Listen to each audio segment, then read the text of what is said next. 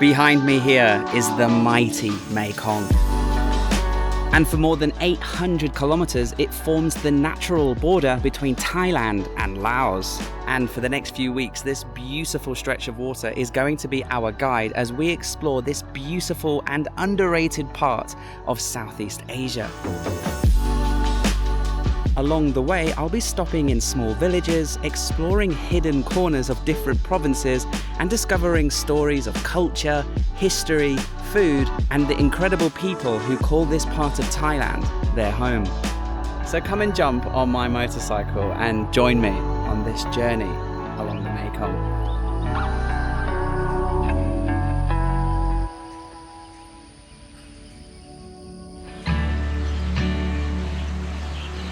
We begin at sunrise today over the Mekong, here in the magnificent Nahkon Phanom.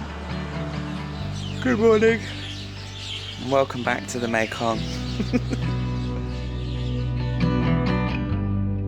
The mornings here are by far the most magical part of the day, so if you're in the region, wake up early. It's always worth it.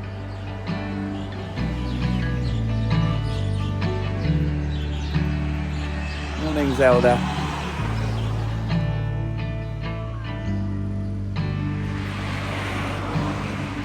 So, the plan for today: enjoy the morning, enjoy the sunrise, try and find some coffee, try and find some breakfast, and let's just see where the road and the river takes us.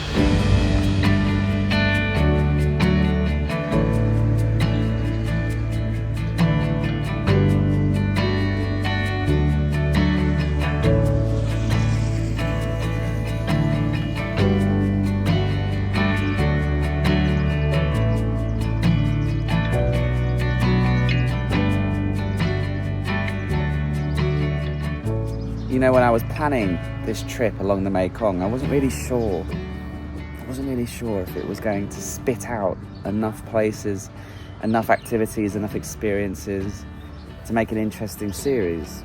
I really wasn't sure if it was going to be this many episodes. But we're here at the halfway point.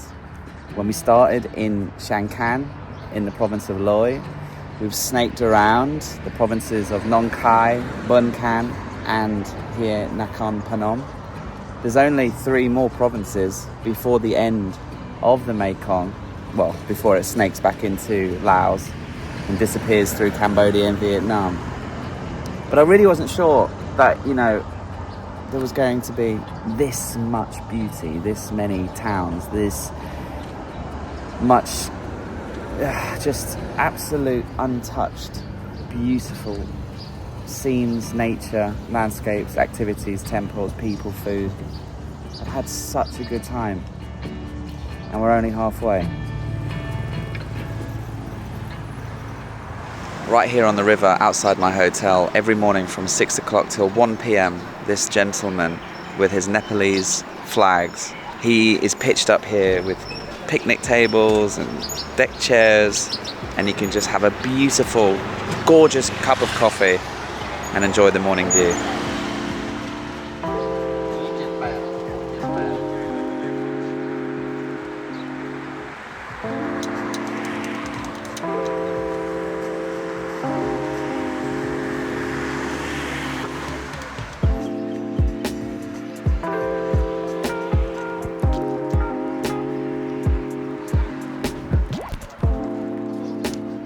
Oh, that's good.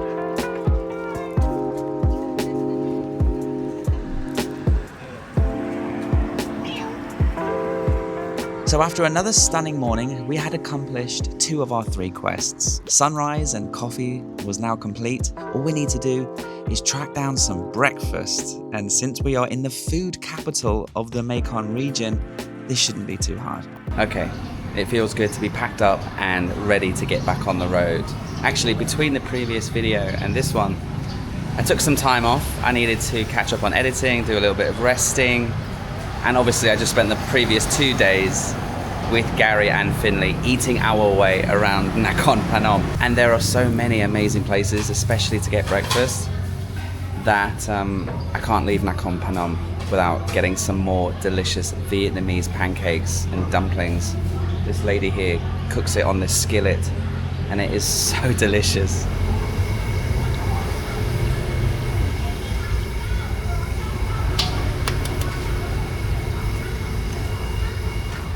Honestly, it's worth coming to Nahkon Phanom just for these. Honestly, these pork and chive filled pancakes are just to die for. And this one, with the fried egg in the middle, I mean, it's just ridiculous. Locations are linked below. Thank me later. Right, shall we get a move on?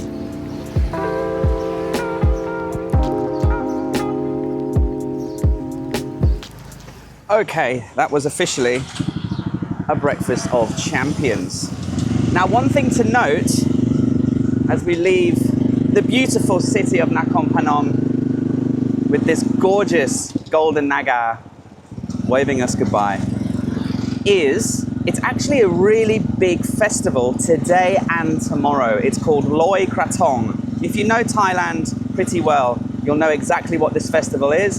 But in Thailand, every Loy Krathong, the first full moon, well, the only full moon of November,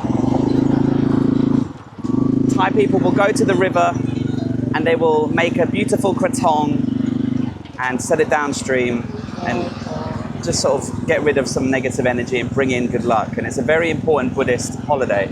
There is a city about half a day's drive from here, Mukdahan, and it's a slightly smaller version of Nahkon Phanom. So I'm sure there'll be something fun going on there this evening and tomorrow. So I think we'll stay there 2 nights and enjoy Loy Krathong. If you've ever seen the Lantern Festival in Chiang Mai, that's on the same day. They kind of combine the Chinese holiday Yiping and Loy Krathong. They put it together, and that's why you get that famous Lantern Festival imagery. But here's the thing: unfortunately, sadly, Thailand lost its queen. She passed a few weeks ago, and they are still very much so in a time of mourning. And so because of that, all of the festivities, all of the celebrations are on mute. There still will be a festival, there still will be lanterns, but there'll just be less dancing, less music than normal. As we say goodbye to Nahkon Phanom, we drive past its beautiful temple here on the banks of the Mekong, and we can start making our way. There is another town called Tat Phanom, not too far away from here. So let's just enjoy the morning ride and see what the world has in store for us today.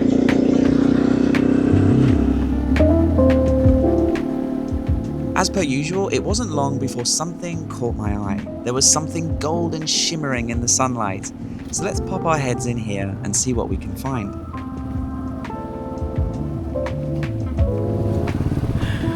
Wow.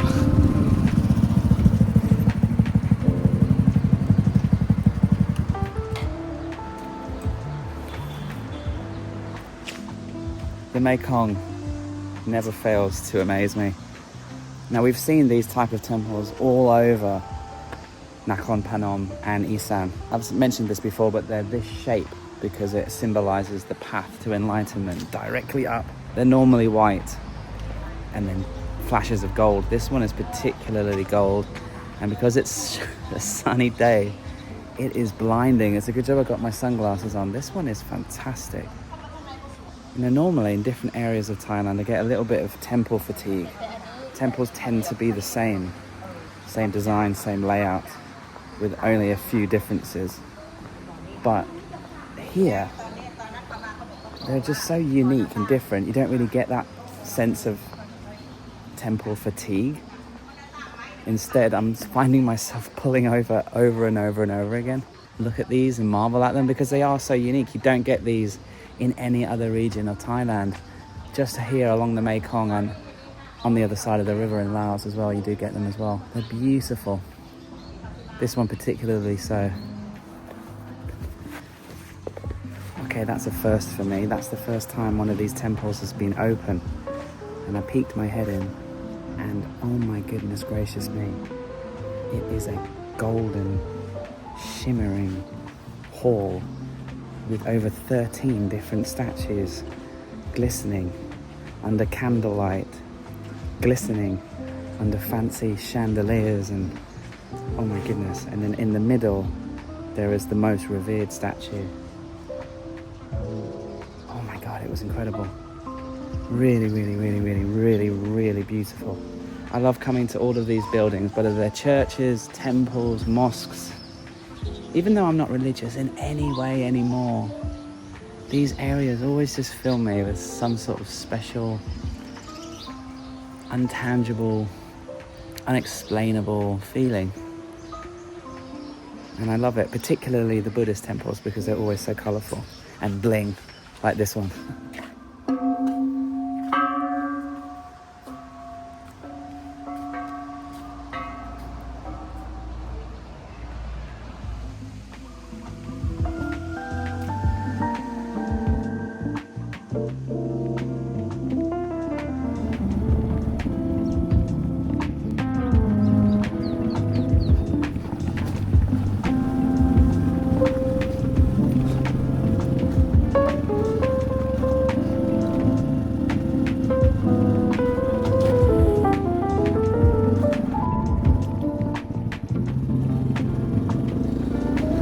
Possible, I much prefer to be on these quieter roads that run along right next to the river.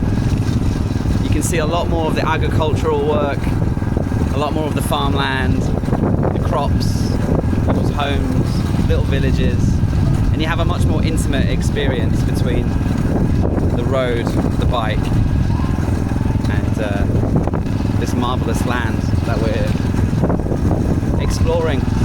Coming into a town called Phanom. I think it's a small little village. Definitely a good spot to refuel.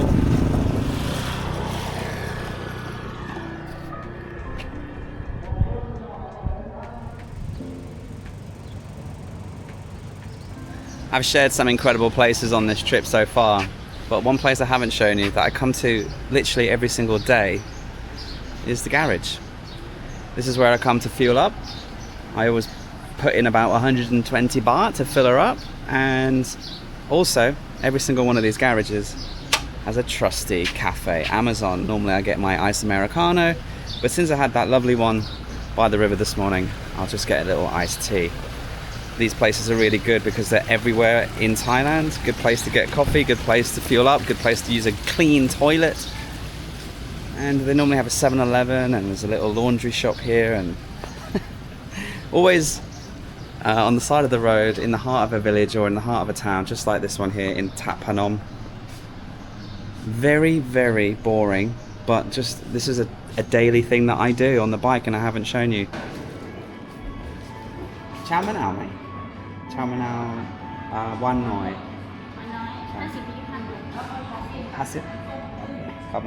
This is also probably the perfect time to ask you a question. Do you need a website? Because if you do, the sponsor of my channel, Squarespace, are the perfect place to go. Whatever you need a website for, Squarespace make it really easy thanks to their award-winning templates, which you can just choose and then amend your text, your pictures, your videos. Start selling products, start selling services today. They also have an amazing AI feature called Design Intelligence, where you just answer a few simple questions and the AI will actually build the website tailored to your specific needs. It couldn't be easier to build a website in 2025 and beyond. Thanks to Squarespace, you can also check your website analytics and write new posts and amend the website thanks to their amazing Squarespace app. So if you travel and you want to keep updating your website, don't worry, you can do so in the palm of your hand. And if you use the link in my description below, you'll get a discount, 10% off your first website or domain at squarespace.com/Paddy Doyle. Go check it out. It's completely free to make a website. You only need to actually pay anything when you go live. And like I said, if you use the link in the description, you'll get a nice discount. So thanks again to Squarespace for sponsoring our adventure today. Let's finish this drink and let's get back on the road.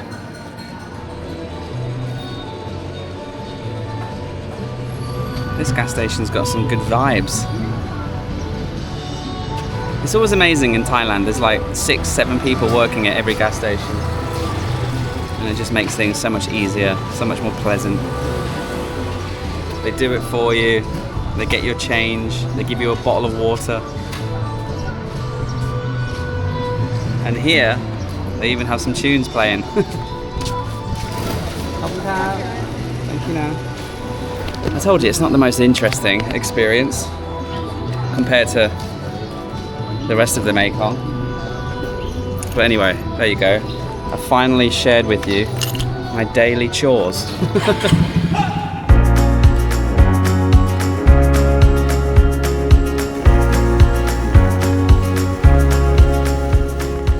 Not much to report on this section of the ride, guys.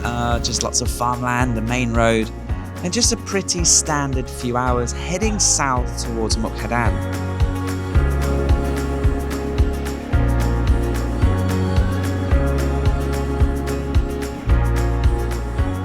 Eventually I arrived and I needed to find a place to stay, and I saw something on Google Maps that looked quite interesting.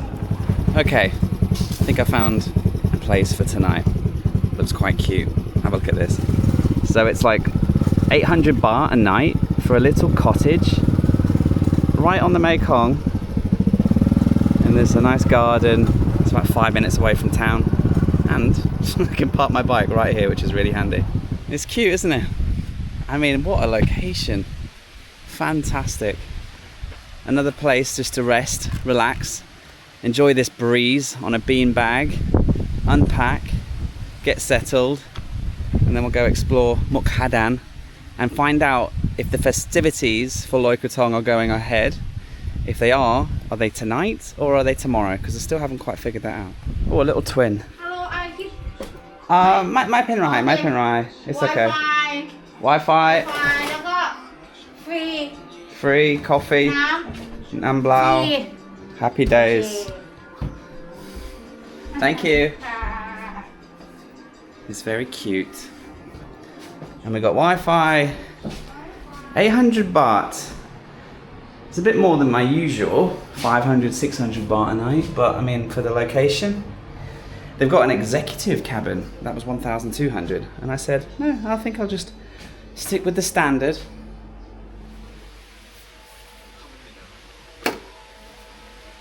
This is lovely.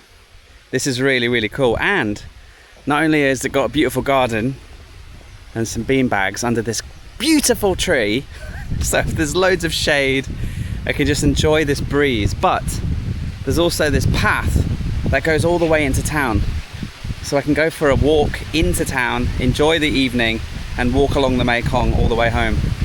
And they close these gates at 9 p.m, so plenty of time. I've even got a key if I need to. So this is one of the coolest places I've stayed. 800 baht per night.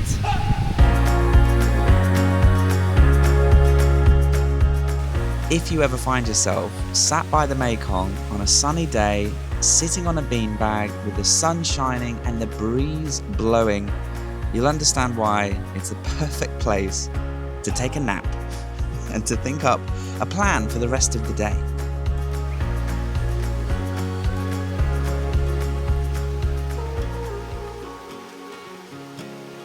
Okay, here's the plan.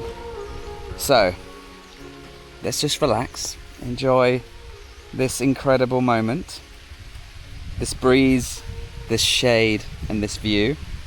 Nearby, there is somewhere incredible that I want to take you to. It's a place I've been before, but it was under construction and looked absolutely beautiful back 3 years ago. So I can't wait to see how that's changed and grown and hopefully finished. And then we'll head into Mukdahan town in the evening around 5 o'clock, watch the sun go down, see what festivities are going on, see if there's anything cultural interesting happening with Loy Krathong, maybe buy a krathong and put it down the Mekong, and just kind of get a vibe of this area of the Mekong. Oh my god, this breeze is heavenly. It's a hot day, but this breeze is just like your personal natural AC. I love it. Okie dokie.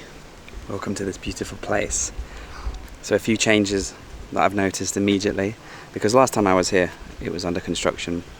There is a lot more to this area this time, and it's free to enter, and they even have a road that they've built and a complimentary van that will take you up towards this hill where there are many goodies. There is a donation box. I put 100 baht in because they've built all of this for us to enjoy at no charge. So there are some more bells here, and there's two things that I'm most keen to show you. The first, I'm going to keep my voice down a little bit before I go into it, because this is an active temple and this is a religious holiday, so I'm sure there'll be quite a few things going on. There is a beautiful snaking Naga statue on top of this lava field. Basically, it looks like lava, and there are beautiful red ribbons which are flapping in the wind. Thai people buy the ribbons and put a little prayer or a little wish on them and hang them on the trees, hang them around the statue, hoping that the serpent will pay attention and listen. And the way that the wind passes through this forest and through the dragon, it's really beautiful, and you can almost hear the sound of the prayers being whispered out to the Mekong, if you've got an imagination like me.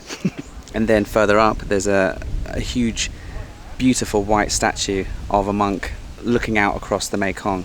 That was the one that was mainly a building site last time, so I'm interested to see how that is. But let me take you into the Naga and tell you more of the story of this creature, because it's really interesting. In Thai and Lao culture, this Naga is believed to be the guardian of the rivers, a powerful serpent spirit that not only protects the people, but brings in good fortune. Locals believe here that if you make a wish with a pure heart, the Naga will carry it down the Mekong and make it come true.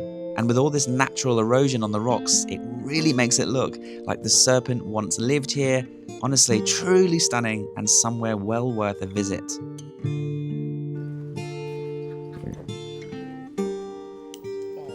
It's even more beautiful than I remember. Since we went to the Naga cave recently in Bern Can, where we saw this similar type of rock, right? It really looks like the serpent's skin. And so if you were a believer of all of this mythology, right, you would think maybe this is where it lives. Maybe it's buried here. Maybe it's fossilized on the banks of the Mekong. And these statues that they've built are just so colourful, so beautiful. I love the form of it, the twisting nature of the body, the colourful blue scales, the golden underbelly, the sharp scales, its beautiful beard, and its flashes of gold and greens and blues. It's one of the most beautiful statues of Naga. And with all of this colour, the reds on these bright green trees, it's really striking. And with this sun coming through, gorgeous. I think it would be even better to come here late afternoon in golden hour. But I think that's the best time to be down by the river today, especially with Loy Krathong fast approaching. I love this angle. From the front here, there's the statue, and then just between it is the big Buddha. And they're all facing the river. It's gorgeous. You can see right into Mukdahan and the opposite, what's it called, Savannakhet in Laos, another town on the other side. Just up the stairs is a giant Buddha statue that used to be a building site, but thankfully it's finished. And as you can see, it's huge and extremely beautiful.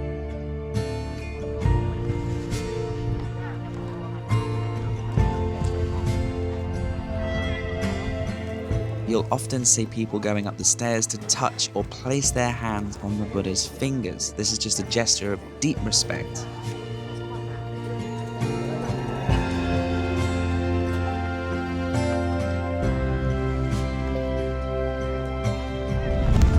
So yeah, another really interesting thing and another part of Thai culture that we can learn together here in the Mekong, under the big Buddha's hand.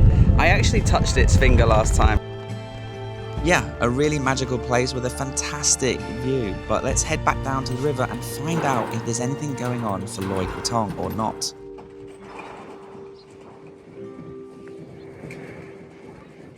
I found myself a nice riverside restaurant. Gonna have a bit of food, watch the world go by, and just wait to see how this festival of Loy Krathong unfolds. As you can see, the monks are positioning themselves near the water. I'm sure there will be some festivities, there has to be. but it seems very mellow for obvious reasons, as I've told. So we'll just eat. I'll have a quiet beer. This is a fantastic place to be. The breeze, I feel like I've mentioned the breeze 10 times today, but it is godly. It's so good. And then we'll just wait for the sun to go down. And Loy Krathong's the type of festival that's only enjoyed after dark.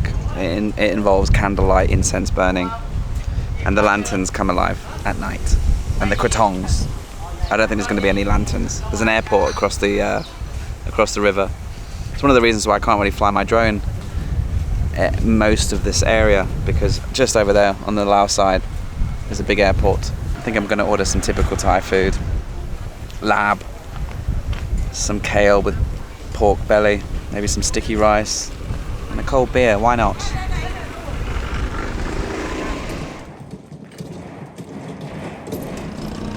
Okay, that was a delicious dinner, and as I was just finishing, the moon, the full moon, just started to rise up out over the horizon.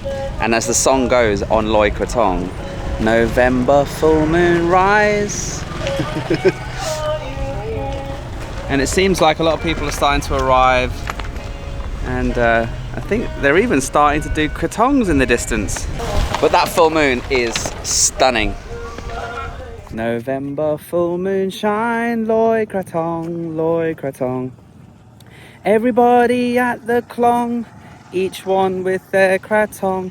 As we push away, we pray we can make a better day. I think that's how it goes. So a krathong normally has flowers, incense, sometimes money, sometimes hair, sometimes fingernails from the person who's pushing it onto the river, and it signifies taking away bad energy, bad karma, bringing in good luck and good fortune for the rest of the year. But because sometimes people put money in it, these little boys are trying to fish the krathongs that have already been put in the river, trying to catch them, bring them to shore, and have a look if they've got any money in. Because they might have a 20 baht note in there. And then that could be a good night on the town.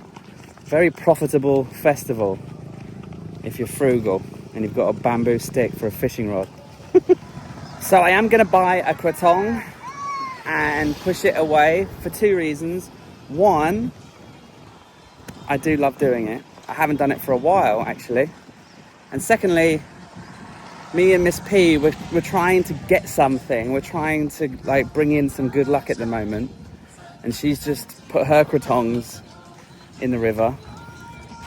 And I want to do it too. It's still a bit early, but these people are still preparing their krathongs to sell. There are normally two types. One that's made from banana leaf and some flowers, and then there's ones that they make from fish food, because the fish food is a bit more biodegradable, a bit more, you know, the fish eat them and it's better for the environment.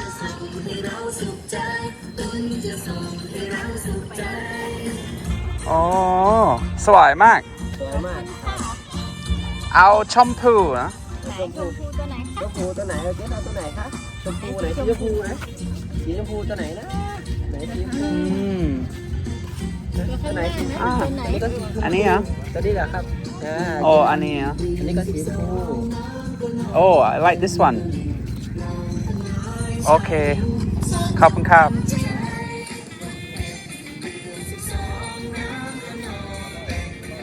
Okay, I got my krathong. I went for the fish food one. Better for the environment. And there was a cute little girl selling them. Only 20 baht. Really cheap. And look, this is not the most fantastic example of Loy Krathong. I am fully aware of that. It's normally a fantastic, big, huge thing, especially in Bangkok and especially in Chiang Mai. But here in Mukdahan, on the Mekong, with the situation with the Queen, it's all pretty subdued. Plus it's a bit early, but I want to get this in the river because I want some good luck, hopefully, to come down the stream for me and Miss P. Okay, push away the bad stuff, and hopefully it'll bring in the good stuff. See, you'll have this going on all night. Families and kids, young and old, going down together as a family. They'll say a little prayer. They'll all decide on what they're going to wish for. And then they push it into the river.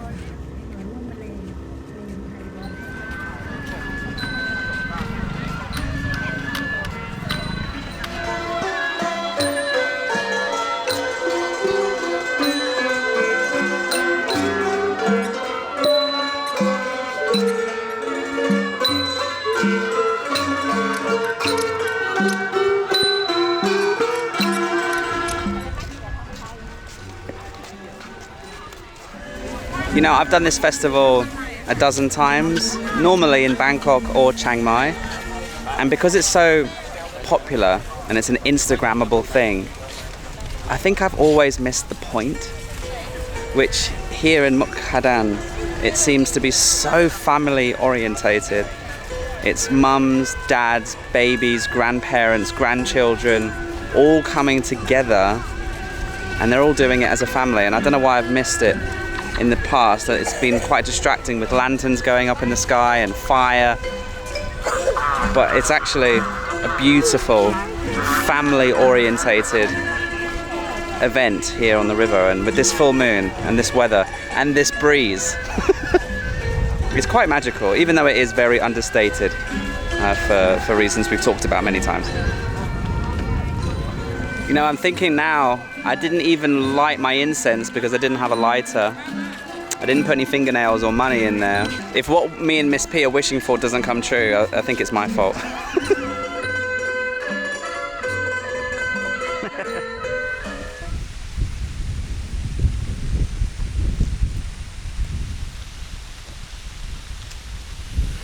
Okay, this seems like the perfect place to end today's episode. It was fun. It was relaxing. It was a typical day on the Mekong. Wasn't the most exciting episode. We didn't do the most crazy parachuting or backflipping or sliding down waterfalls. But not every road trip has to be banger after banger after banger. And this particular stretch of the river is a bit more chilled out. And so I think the video is going to relay that information to you. So maybe you'll be like, right, we've got to go there. It looks really up my alley. I had a little look in the town. There are a few bars, you know, there's a craft beer place on the river, looks quite cool, live music, but I didn't really fancy it. I'm pretty tired and I just want to have an early night because I got up early and I normally wake up early every morning. So I'll start my day here, might go for a run in the morning, and then I might stay here actually another day. I need to catch up on editing and little admin things. But in the next video, we will continue down towards Ubon. I think we've got about 2 or 3 more days worth of driving. So I don't know if the next episode is the last one of this series or not. But either way, thanks for watching. Subscribe if you're new. Like the video if it put a smile on your face. And if you want to watch the next episode right now, you can. Just click right here. Thanks for watching. Means the world.